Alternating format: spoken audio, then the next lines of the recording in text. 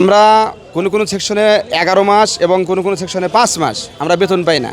আমাদের যারা বাসা ভাড়া থাকি, বাসা ভাড়ার জন্য বাসা আমাদের থাকতে দিচ্ছে না।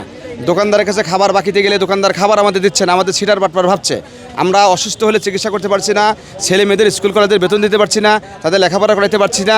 আমরা বারবার বেতনের জন্য আমাদের কর্তৃপক্ষের সাথে ধর্ণা দেওয়ার পরে তারা শুধু আশ্বাস দেয় যে দিবে বা দেখতেছি দেখতে দেখতে মাসের পর মাস বছরের পর বছর চলে যায়, কিন্তু আমাদের এই সমাধান আসে না।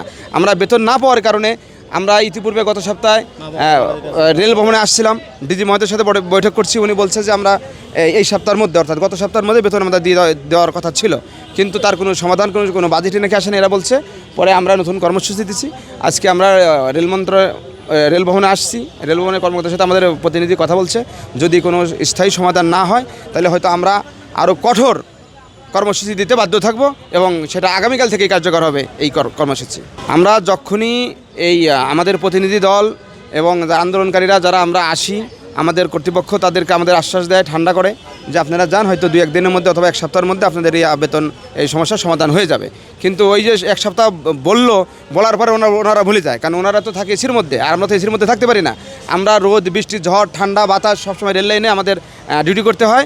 আর এনারা কর্তৃপক্ষ এসির মধ্যে বসে থেকে মনে করেন মাসের 1 তারিখে বেতন নিচ্ছে, আবার তারা উৎসব ভাতা নিচ্ছে, বিভিন্ন ধরনের সরকারি সুবিধা বহন করতেছে, কিন্তু আমাদের দিকে আমরা তো কোনো কিছু পাই না। আমরা আমাদের ছুটি নাই, বোনাস নাই, আমাদের কোনো মনে করেন অসুস্থ নাই, যে কোনো রোগ ব্যাধি থাকলে মারা গেলেও আমাদের রেল লাইনে মারা যেতে হয়। এবং আমাদের বাবা মা যারা অনেকেরই বাবা মা মারা গেছে অসুস্থ হয়ে, তাদের দাফন করার টাকা আমাদের স্টাফদের ছিল না। তারা হয়তো সহানুভূতি নিয়ে তার দাফন বন্ধ করা লাগছে, এরকম অবস্থা আমরা বিরাজ করছে। আমাদের মূল দাবি বকেয়া বেতন পরিশোধ করতে হবে, আমাদের চাকরি স্থায়ীকরণ করতে হবে এবং প্রতি মাসের বেতন নিয়মিত করতে হবে, এটাই আমাদের মূল দাবি।